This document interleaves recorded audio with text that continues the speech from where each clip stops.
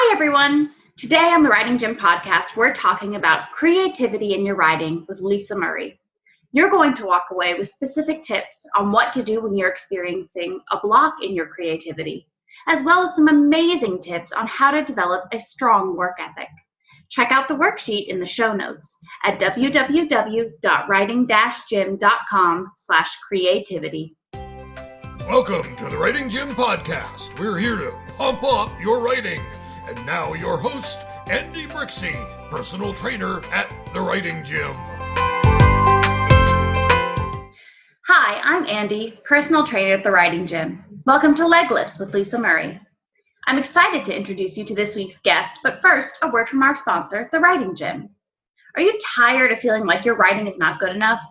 You know you could write freely and achieve your publishing dreams. You're tired of rejection and lying awake till 2 a.m. wondering how you could have fixed your manuscript. Wallowing in self-doubt is not getting you closer to your writing goals. You need real standards, real support, and real change. Are you ready to transform your writing and take it from the slush pile to publishable? We are currently accepting select writers in the Writing Gym. Visit www.writing-gym.com to apply today. And now to introduce our lovely writing coach in the Writing Gym. And let me tell you a little story about Annalisa. She may be a stellar writing coach, but her idea of fun can sometimes be a little extreme. She's so extreme, in fact, that she has canoed Class 4 rapids and lived to tell the tale. Class 5 rapids are the hardest, and that's like Niagara Falls, people, so she's pretty intense. I'm not sure if there are pictures. If there are, I'm going to try and include them in the show notes because that would be fantastic. There are pictures. Oh, there you go. You guys can all enjoy her in her canoeing glory. And now to introduce you to our fantastic guest this week, Lisa Murray.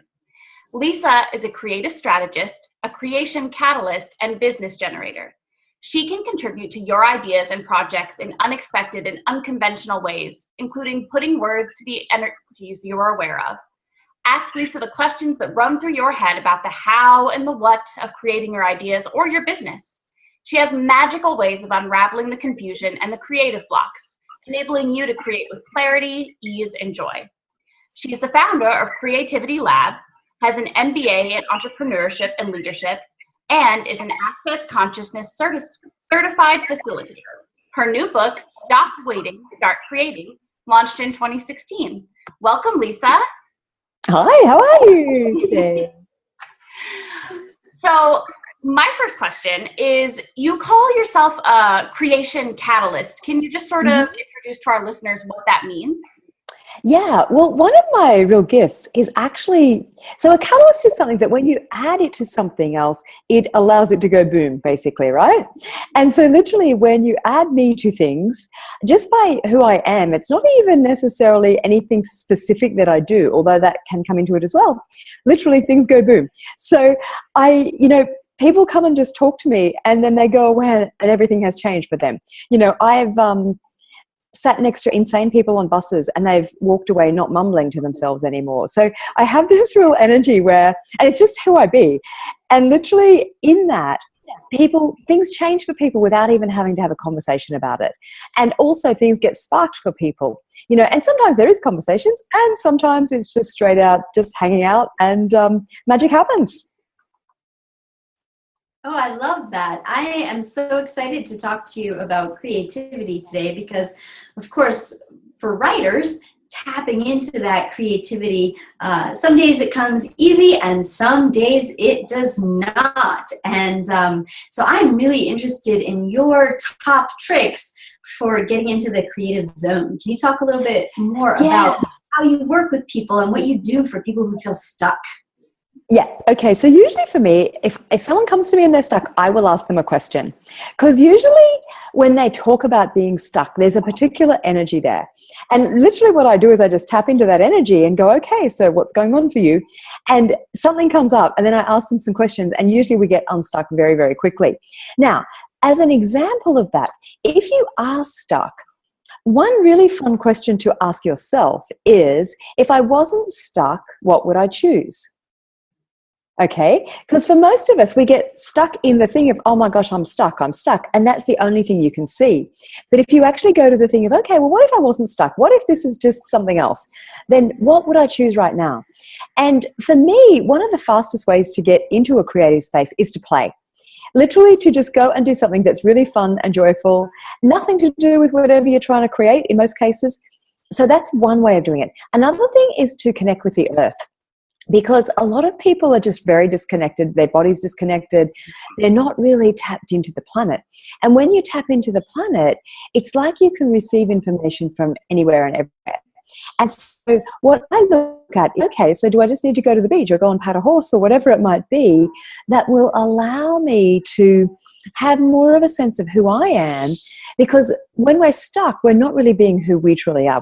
We're kind of mushed up in everyone else's worlds. Oh, I love that. A lot of the work that I do with writers is around play and working in something else, right? So if you're a writer, you dance or you paint or you use silly putty or whatever. But I also love the idea of connection, grounding ourselves in the most literal sense to really find that space and that center that allows us to then create.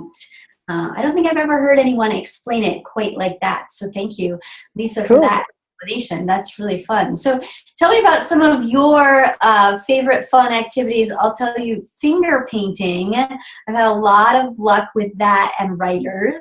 And the reason why is that finger painting is something that we give ourselves permission to just experience, right? We don't think about the end product when we finger paint. Maybe that's a leftover from the age that we were when we actually did finger paint. But we're not expecting to have something that we want to hang on mom's refrigerator when we're done, right? And there's a freedom there. And it's not just in not having an end product, but it's in that joy of just kind of mishmashing and all of that texture and that fun. So finger painting is one of my favorites to do with writers to kind of get into that creative space. What are some of your favorite activities? Yeah, well, one thing I love to do is literally send them on a treasure hunt.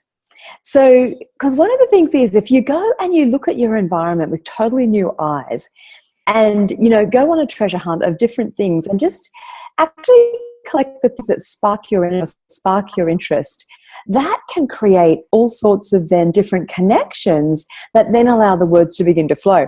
So it depends where you are as to how diverse your treasures are that you're going to find.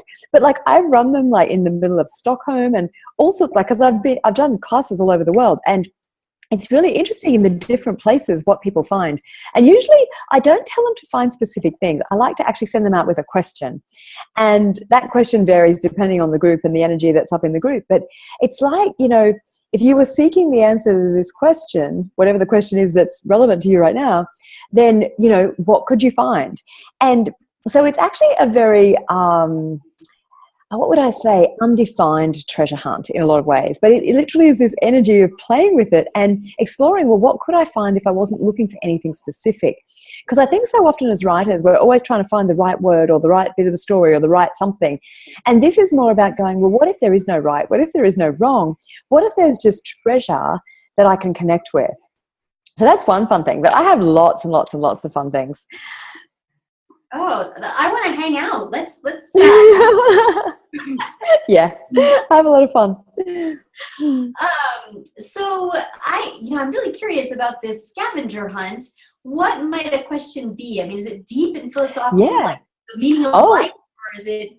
It could be, or it might just be. So often I will do an exercise with everyone before we go out where I will get them to identify an energy that's either missing in their creative work or that they are seeking or that they have maybe experienced once or twice before but can't ever find it again, can't tap into it again.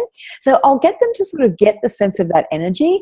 And then one fun thing to do is literally to go and find things that match the energy that may or may not look anything like it on the surface. And you can do it with a camera, you can do it, by talking to people, you can do it in lots of different ways. But literally, I once did a whole day of this in Stockholm, actually. It's funny, Stockholm has got a really creative energy for me. Different cities do. And I actually had a local person with me who is actually, funnily enough, staying with me right now. So it's funny how the world just goes around those little circles. But she, I got her, I would give her an energy. I'd say, where's a place that's got this energy? And she would take us there. And so literally we went all around the city following these different energies, and all sorts of random things came up. Like people ended up talking to homeless people in the park, finding new places to live. All these very random sorts of things were occurring that gave them the stimulation that they needed to begin to create in a different way.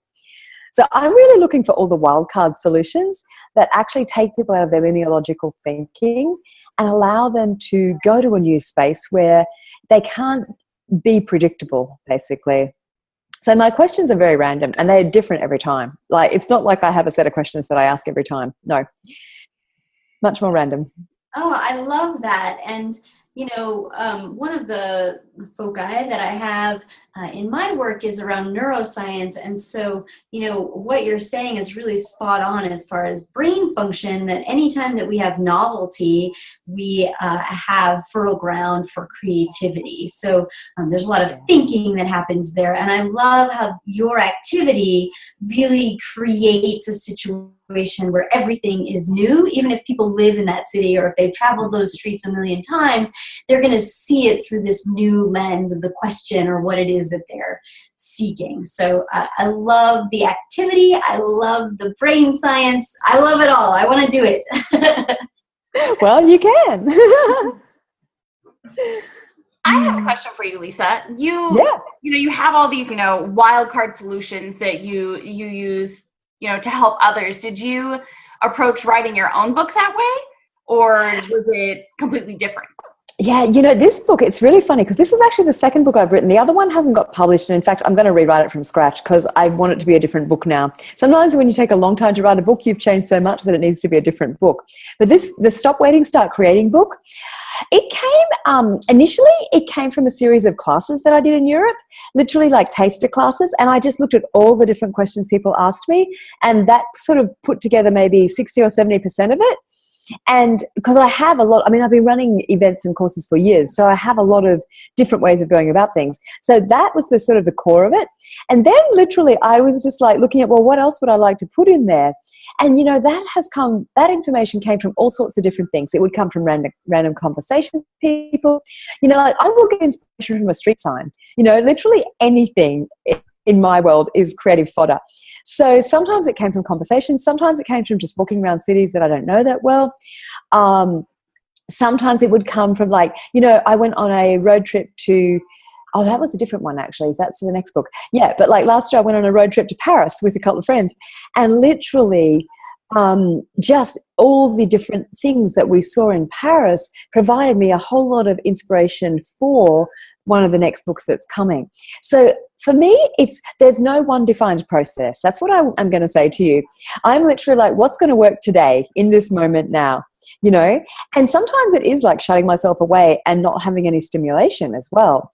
So I don't ever have a point of view that there's one way to write. For me, it's like, what's going to work for me in this moment right now. And usually for me, what I ask is, what can I write about that will move me forward the fastest? Because when I ask that, the next topic or the next part of it pops into my awareness. And usually there's a flow there just from that. I don't actually find it very tricky to get into a creative flow, because when I ask a question like that, the awareness comes and then it's just off we go,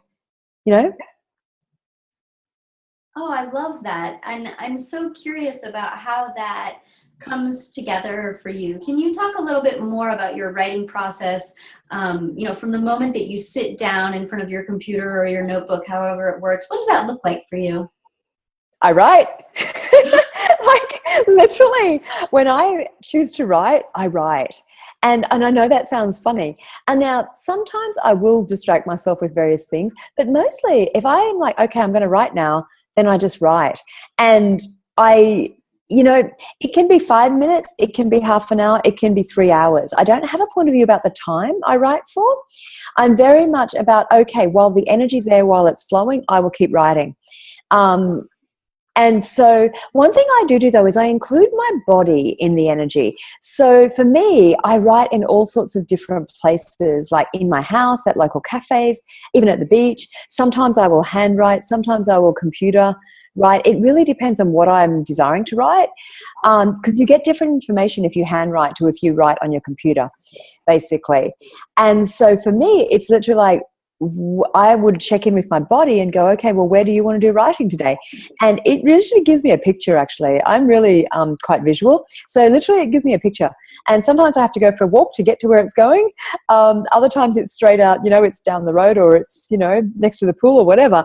So for me, it's like getting into a physical space is enjoyable. And then literally asking that question I asked before about what topic will move it forward the fastest today. And literally then just allowing the flow, because I don't really try and get it right. I'm very much about, let's get the information out. And then if I'm not feeling like writing, and there is days when I don't feel like writing, then I'll go, okay, is there something I can edit?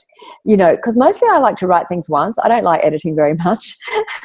So literally there's this thing of, okay, but I get in a book, to bring all the pieces together in a way that flows, you need to edit. And so if I'm not in a writing mood, I'll do some editing. And it's like this thing of just, I play with it. Like, I don't take it seriously. I mean, I like to have output. I like to get somewhere with my writing, but I don't make it into a serious thing. I don't make it really significant. I'm like, what words can come today? And I go with the flow of that. And when I'm done, I'm done. Like, I don't force myself to write for a certain amount of time, because I know that that does not really work very well for me. It might work for other people, but it doesn't work for me. Yeah, that's really interesting. I loved your mention of environment and how changing your environment changes your writing. We spoke about that with another author, Sean Prentice, who talked at length about, how whatever setting that you're in can completely inspire something completely different in what you're doing. It's funny because, and there's so many different ways to write. Some people, Annalisa swears by a writing notebook. She writes everything by hand. I can shorthand a few things, but I have to get to a computer to get out full ideas, because I end up getting chopped sentences and things when I try to write, because my muscles don't move that quickly. And it's just interesting, all the different methods and all the different ways. I think people get very stuck in thinking, there's a right way to do this.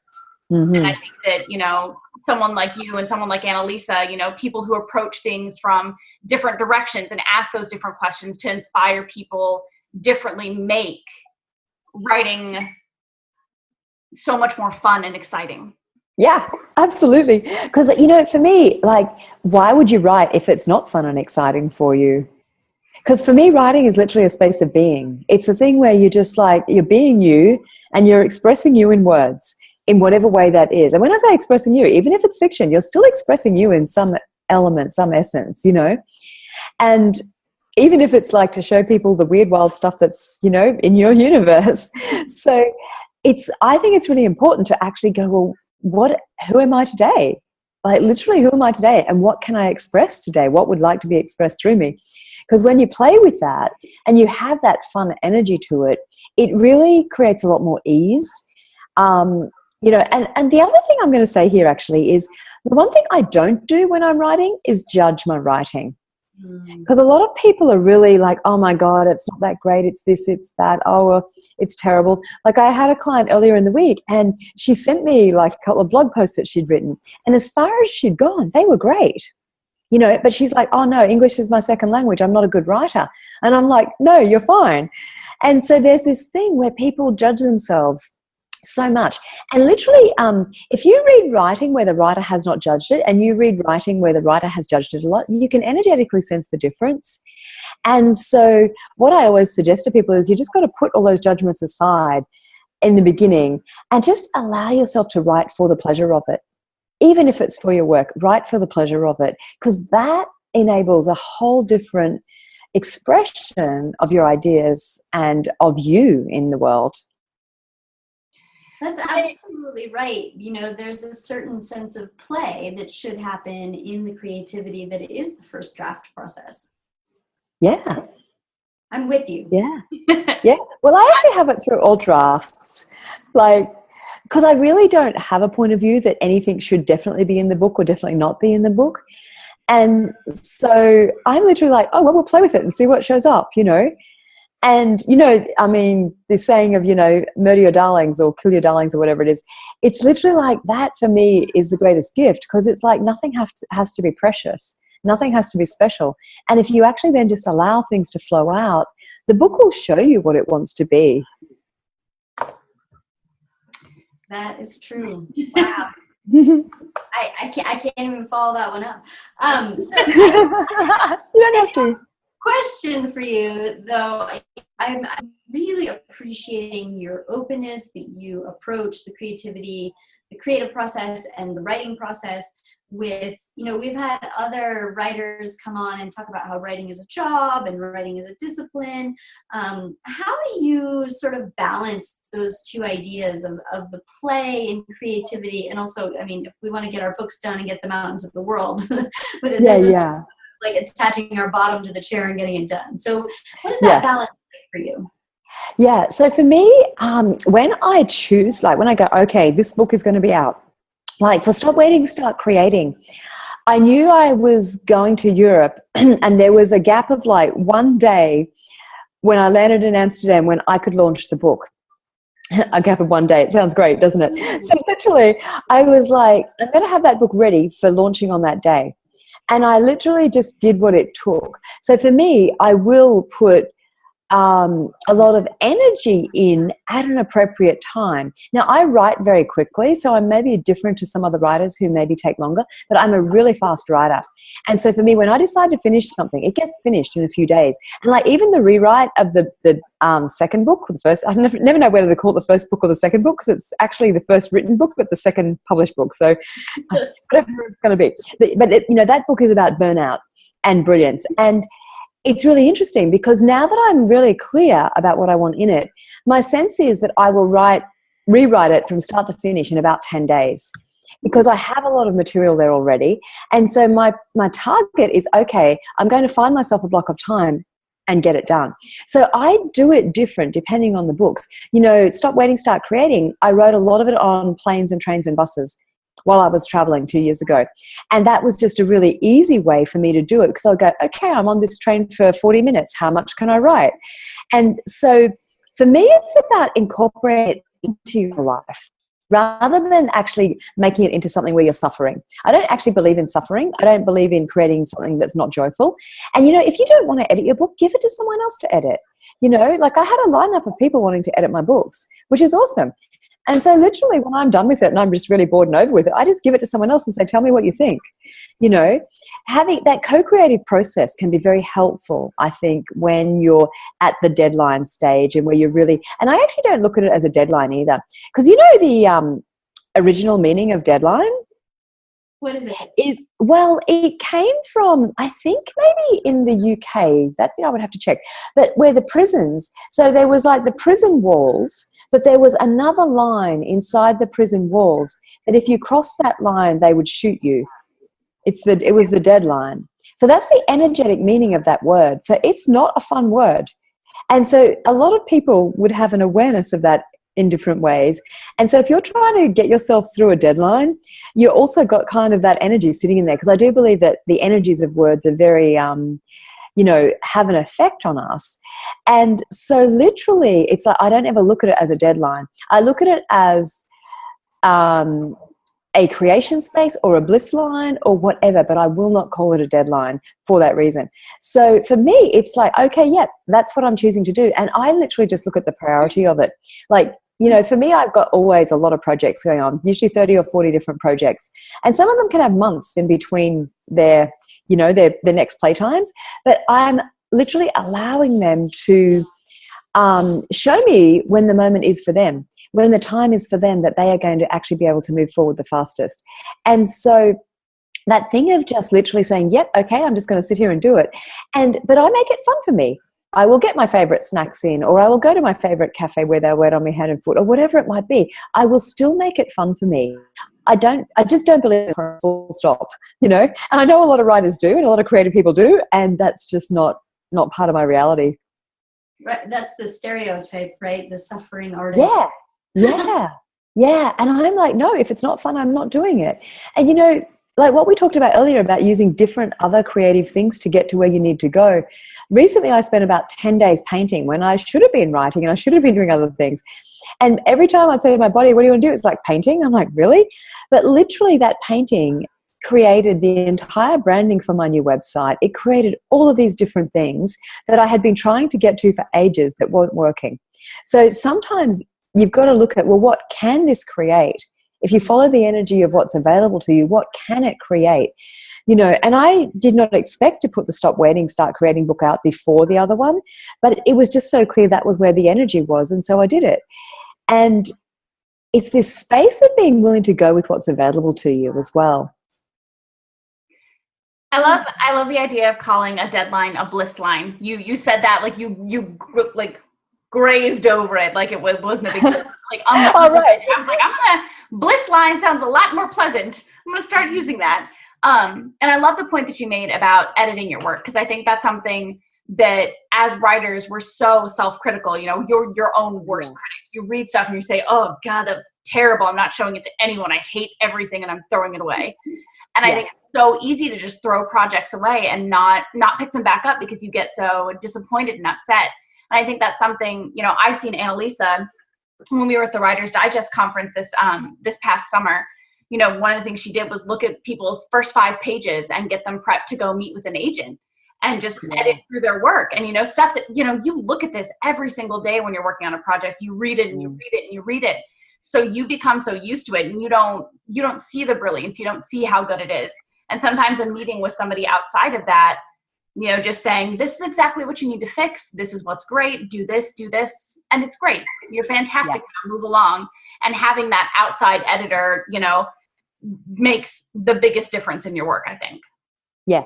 Oh, absolutely. You know, for me, anytime I've ever got stuck, I just give some of it to someone to read, or a couple of people. You know, even with Stop Waiting, Start Creating, I gave the book to about, I don't know now, maybe about 10 beta readers. Because, like, to me, it's how I live. It's my normal everyday. I was literally just describing how I create. And yet I knew that it wasn't normal for most people, and that maybe what I was writing wasn't necessarily going to make sense to people because it's so different to most people's way of doing it. And what was interesting was there were some people who were like, oh my gosh, it's brilliant. And there were other people like, what are you talking about? And it was really useful with the what are you talking about people to go, well, what is it that's not clear for you? And then to actually look at those bits. And I ended up rewriting about the first 3 chapters to provide a different context for people so that they could actually ease into the stuff that they really needed. So, and I didn't have a point of view. I was like, oh, I was just so happy for the feedback. You know, it wasn't about that I was wrong or that I didn't do it how it should have been done or that I was dumb or anything like that. It was literally just like, wow, cool. Because, you know, I have an audience that knows my work really well. So for them, of course, it makes sense because they already know my work. But to give it to people who didn't know my work at all and allow them to say, hey, this just doesn't make sense to me. What are you talking about? Was brilliant, you know, and I was so very grateful for that feedback. So it's literally this thing of just being willing to receive it without making yourself wrong too. Oh, I love that. So one of the questions that we have batted around on this podcast is the moment at which it's time to share. And some people really wait until they've got something that they consider fully formed before they wait for feedback. But what you're saying is really interesting, that there can be sort of this co-creation that happens if you have the right kind of readers who know how to give you the right kind of feedback. And that's different from, you know, something that would be highly critical, like I don't like your main character or your title. You know, that this is the act of creation, and a lot of times during that act of creation, there might be some questions, right? So where do you think your main character is going to go next, or you know, what do you have in mind for how you're going to lay out these points on how to do this for your reader, right? So that type of feedback that you're mentioning is very different from, you know, maybe a finished product. Yes. Oh, absolutely. There's a huge value in someone just asking you questions. You know, a lady came to me, and this might actually be on my podcast, I think. I'm not sure. I can't remember if I've put it up there or not. But she came to me and she was really stuck in her writing. Like, she'd virtually not written anything for 2 years because she'd painted her character into a corner that she couldn't get them out of, basically. And I cannot remember the questions I asked her, but I literally asked her like 2 questions, and she saw the way through and literally, you know, basically went and finished the book. And often when you're in those things where you have like painted your character into a corner or you've done something crazy, it's literally just having someone ask you a question that you haven't asked yourself. And that then allows all of that other awareness and all of those other possibilities and choices to show up. Well, that's something, I mean, Annalisa would never like toot her own horn, but I will be over here tooting all day. But that is something that did for me as a writing coach, because, you know, it's something where I had been working on a project for so long, and I had these characters and I had this idea, but I hated my characters. They were terrible and they were flat, and I couldn't for the life of me figure out why. And in like 20 minutes and her asking me like a series of 3 or 4 questions, I think it was, you know, just, oh, well, that's why. And she said, you know, this is why they're not coming off the page, and this is how we fix it, and this is how we do this. And I think that, you know, working with a writing coach or, you know, a creativity coach like you are, Lisa, you know, makes a significant difference to your work so that you don't have those moments, because writers are so easy to despair. You know, it's so easy to crawl into a corner and cry for days about how it's ruined. All this work you've done is ruined and you're never going to write again and your life is over. You know, getting down in the dumps is so easy. And I think that, you know, having somebody like you, like Annalisa, that you can, you know, send a quick text, a quick email and be like, why is this not working? Help me. Makes such a significant difference. And I don't understand why everyone doesn't do it. Yeah, exactly. I mean, you know, I am always, for me, willing to have someone ask me a question, like look at it from a different space, because it's like being an island. If you don't want to be an island, right? Because when you're an island, there's only a limited amount of stimulation that's available, basically. Whereas the moment you go to, okay, well, what if I had a party on my island? You know, it's an entirely different thing, and you actually get to have all of this different insight, which then moves things forward. Yeah, so it's totally, I think it's essential. Like, I think this whole thing of, you know, being a writer and sitting all by yourself and never really interacting with the world, it works for very few people, actually. For most people, they need that interactivity to actually be able to create further. I'm really curious. What is the best question that you have ever experienced? So it might be something that you asked or somebody asked you. Oh, gosh. Well, you see, because I love questions and I literally have thousands of them. Like, I play with them every day. So when you're saying to me the best question, that's like, you know, choosing your favorite character. That's not really a possibility. But there's a couple that really are coming to mind right now. Okay. So one of them is, what's it going to take to out-create myself today? Because when I ask that, always something more shows up that I didn't even know was available, right?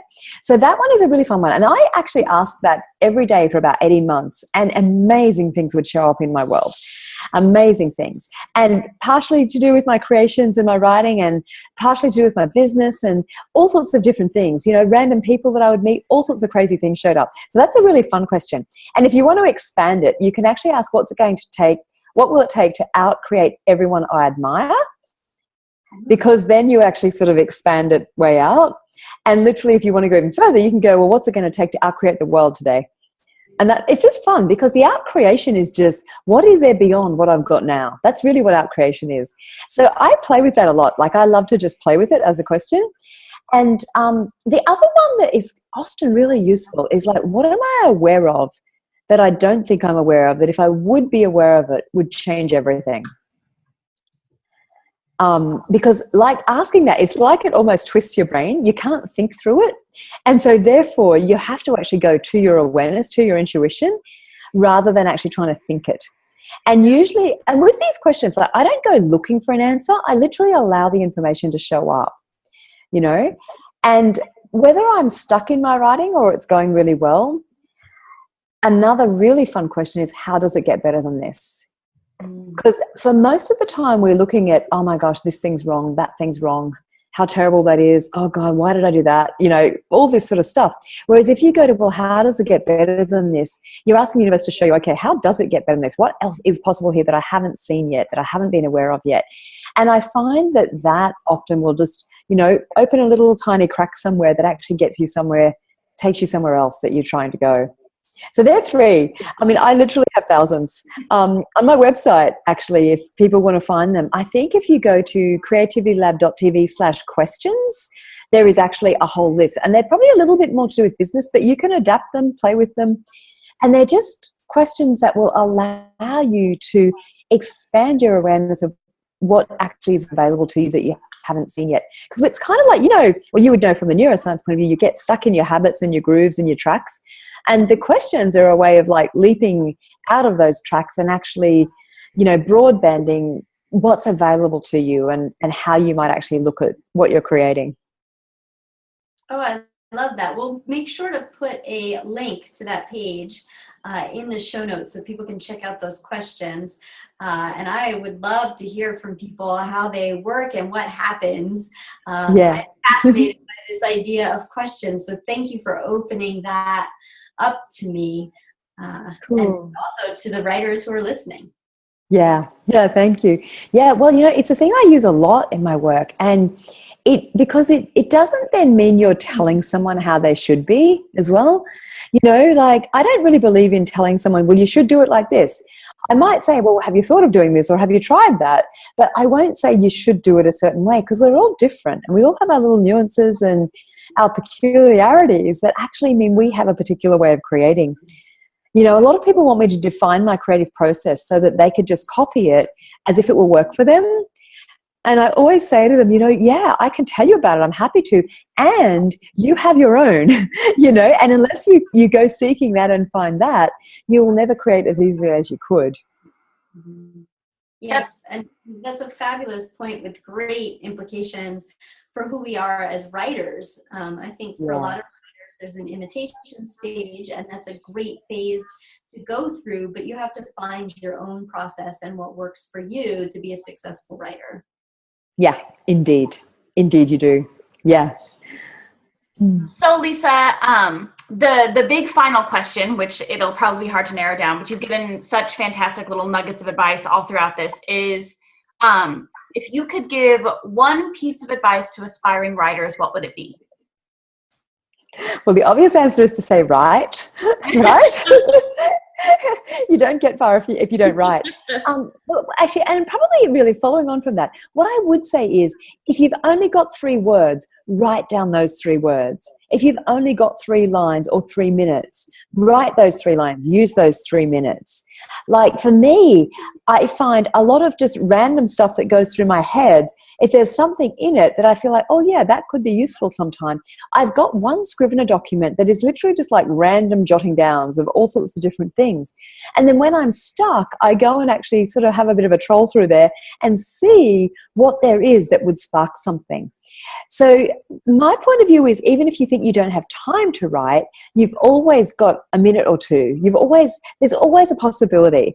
And so look for what you can do rather than what you can't do and write. And like, do it for the pleasure of it. Because if you don't do it for the pleasure of it, then you should find something else to do with your life.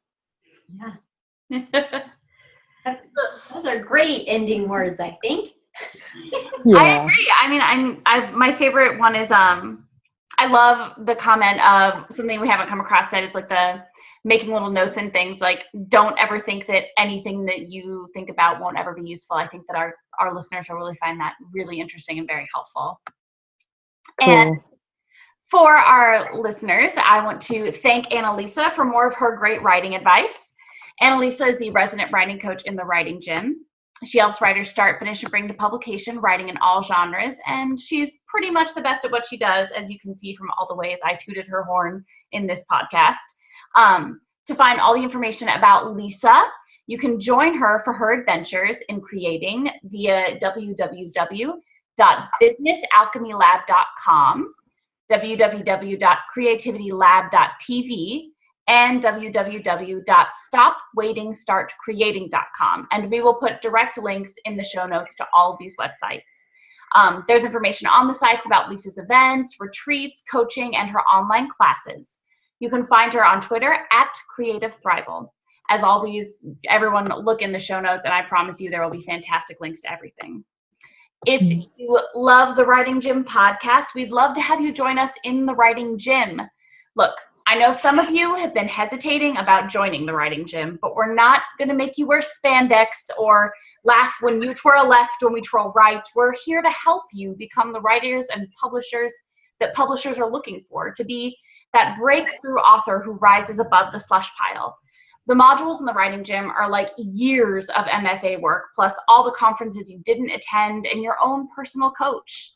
So come on in, the water's fine. Oh, and for the month of March, as promised, enter the code word POOL for a 10% discount off your first month's membership. And we even have me, a personal trainer, to help keep you accountable to your writing goals. I won't count your calories, but I will count your words. Thank you so much for joining us to pump up your writing here on the Writing Gym podcast. Make sure and leave us a fantastic rating so that other aspiring authors can find this fastest growing writing podcast. And of course, check out the show notes to download all of the takeaways, this week's fantastic freebie at www.writing-gym.com/weekly-writing-reps. We'll even include the link to Lisa's Creative Alchemy freebie. It's a 7-day e-class to unlock your intuitive awareness. Have a fantastic day and happy writing, everyone. This has been the Writing Gym Podcast with Andy Brixey and Annalisa Parent. To join the Writing Gym, visit www.writing-gym.com.